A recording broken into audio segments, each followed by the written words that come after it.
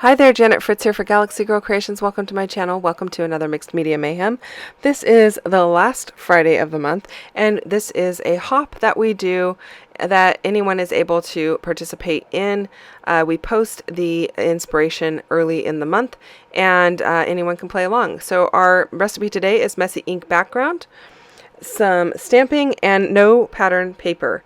And normally we have a sketch or a scrap lift on the last Friday of the month, but today we decided to switch it up. And Kathy, I think it was Kathy, who chose to do a recipe instead. So I pulled out some white Vicky Bouton foundation paper and my mixed media box, and I haven't done this kind of mixed media in a little while, you guys. I'm kind of missing it. So I thought it would be fun to go ahead and use my Dylusions ink. And I pulled out my pomegranate seed and the vibrant turquoise colors, and I went ahead and sprayed them on the two corners of my layout or of my paper, and then I took out the slate gray Dylusions spray and sprayed it in the middle.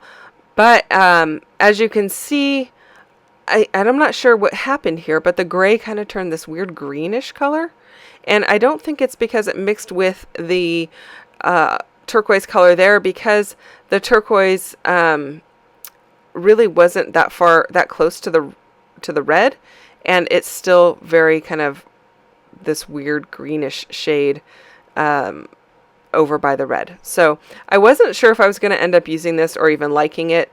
I do end up making that center area black. What I did was I went with some black Dylusions, which is black marble, and that's what I'm spraying there. My bottle's almost empty, so I couldn't spray it flat. I had to hold it up to spray it because my bottle, as soon as I tilted it a little bit, there wasn't enough in the bottom for it to spray. I'm spreading it out using just a little bit of a little bit of water, and spraying a little bit more of the red in there just to darken everything up. And I'm using my heat tool just to heat it up. The black was still not quite black enough. It kind of made it more gray, but it wasn't dark enough to my liking. It still has a little bit of the green hue. It looks better, but I end up going with my black marble Dylusions shimmer spray, and the shimmer spray did the job. And that is what I'm spraying there. The shimmer spray stayed really black, and I really like the way that it turned out. But like I said, I wasn't sure how it was going to come out, so I set it aside to dry completely overnight. I did a second piece of mixed media, which you see on my table there, and how I did that was it was a regular piece of daisy white close to my heart paper.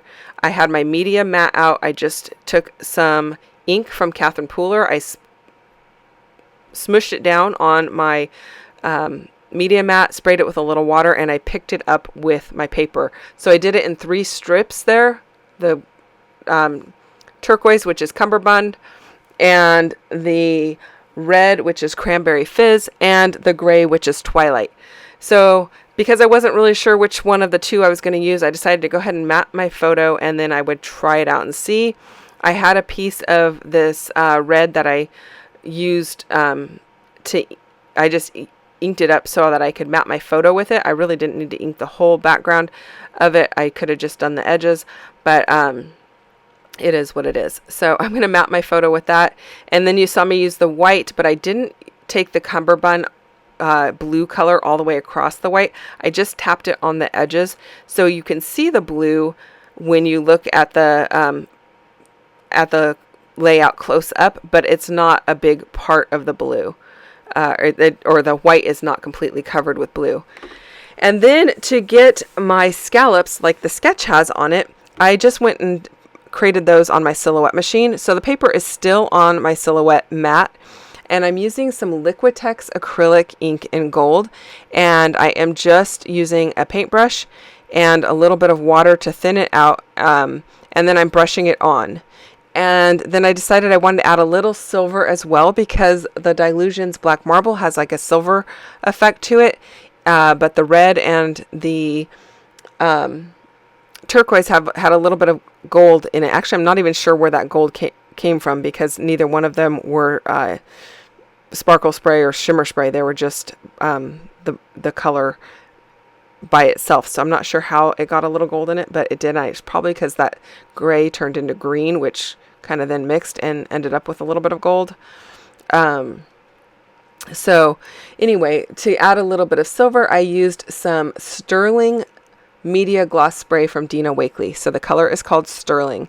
And I really like the way that that looks. You can see the black in the center there at the bottom. There's some silver. And then in the upper right hand corner, you can see there's a bit of gold. So that's why I decided to pull in both colors. Now my acrylic ink dries really fast.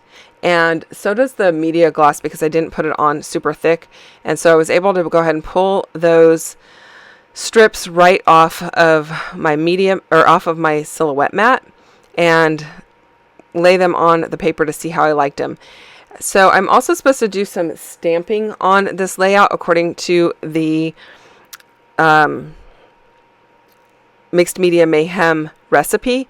And so I'm using this gorgeous grunge stamp from Stampin' Up, which just looks like an ink splatter. I'm dipping it into more of that Liquitex gold ink and stamping it down so it just looks like splatter. Kind of a cheat, I know. I am going to stamp something else on this layout, but it's not going to be part of the background. But it suited my purpose. I didn't really need to do a whole bunch of other messy ink stamping. I really liked the way that that looked. Now I am using my T-square ruler to make sure that these scallops are straight to start with, and then I'm using a popsicle stick to space them. I could have used a T-square ruler and did a whole bunch of measurements or whatever else, but the popsicle stick was the perfect width, and I didn't have to create anything. I didn't have to measure anything. I just am using it to create an equal space in between all of these scallops that I'm putting down, and my T-square ruler is just making sure that I get them centered right to left. Well, they're not centered, but I get them lined up right to left on my layout, because my layout is currently on its side. So they're not going vertical, they're going to go horizontal as soon as I turn my page. And there you have it. I am going to use this acrylic piece that says Crafty Time. I thought I was going to put it on the photo there in the dead space, but I decided to put it down in the bottom right hand corner. I know my title is not as big as the sketch has, and that's perfectly okay with me, but I like the way that it shows up there. It also brings in, it's kind of a lighter shade of that pomegranate color, being that it's pink, and just the right shade of pink. And so I'm going through a bunch of the ephemera from the 49 and Market Alina kit, which is on the right hand side, and then what I just pulled out is from the Spectrum Sherbet kit. And I am pulling in some turquoise from the Alina kit and the pinks from the Spectrum Sherbet kit, and just layering up some pieces behind my photo to create some additional interest and to add some color behind the photo. Now I'm using some Ranger Ranger archival ink and a stamp from Elizabeth Craft Designs, and I'm just going to fussy cut that out, and that's going to be my journaling spot. It's going to go right next to where it says Crafty Time.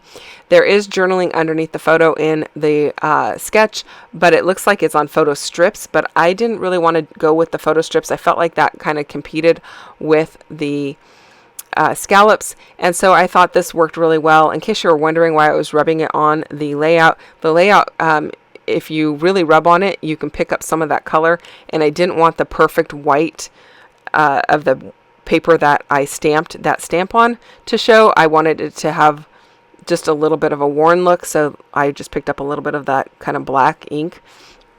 And then I am using one of these, it looks like almost like one of those rubber band or ribbon type pieces around the layout, because there's a lot of dead space on the left hand side of the photo, not the layout, the photo.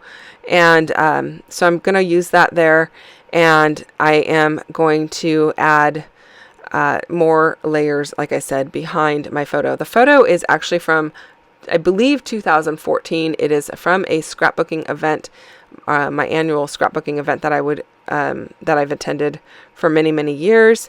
And that is the entire group of ladies that would attend. There was, I don't know, more than about 20 people. I don't know, something like that. I'd have to go and count them to really know. And then I thought that pink ticket really matched the title piece very well. So I thought I'd tuck that in up top and have a blue label up there just to be able to put the date. I will put a little bit of journaling in the journaling spot that I've created, and I'm going to use that stamp that says hello on it. That's also from the Alina kit, just to bring more of that turquoise down below the photograph.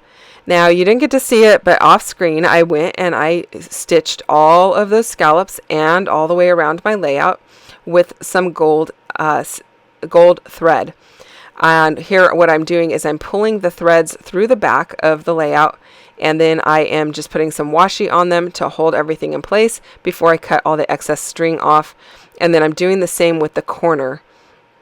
And I really like the way that it looks on the front, and you will see that in the close-ups. I am also going to do some stitching on the labels up at the top and on that stamp that says hello on it, just to bring in more of that gold and to bring in additional texture.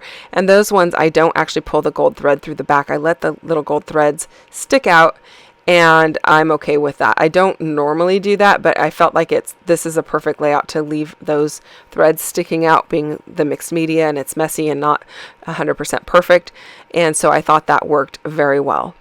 And then again, I am just using the washi tape here to hold the bobbin thread in the back so that things don't come unraveled unintentionally, even though I have some of those threads sticking out on the top. You don't want them to come undone, because if you pull that thread on the top, it'll just keep pulling it out if the bobbin thread's not held in any manner. And then I'm deciding if I want anything else up here at the top just before I finish up by gluing everything down. And I found this wordy phrase from, I think it's from the Alina collection also. And I am going to I actually stitched on that too, in case you're wondering what I'm doing there. I'm adding a little bit more of the washi tape in the background to hold that in place, and it just says life is so good. I thought that was perfect. I'm going to use liquid glue to hold everything down because it's mixed media, and liquid glue really is the best for that, unless you want to dig out your glue gun, because that would work as well. And then I left the backing on the acrylic here because I want it to have a lighter look. If I took the backing off, the color from the background would show through, and I didn't really want that. I wanted it more opaque than transparent. And so I just glued it down with the backer on it. Added a couple of epoxy hearts, and I'm going to finish it off with some gold Heidi Swapp Color Shine. And that is it, you guys. Thank you so much for watching. I hope you enjoyed this video. If you are interested in playing along with Mixed Media Mayhem, you can go and join the Mixed Media Mayhem scrapbooking group on Facebook. And if you're enjoying Follow a Sketch February, go check it out on Scrapping Reflections. Sandy has all of the sketches in an album over there, so you can check that out and you can play along too. There you can see the stitching, and I'm glad you get to see that up close. I'll see you guys again real soon with another video. Bye-bye.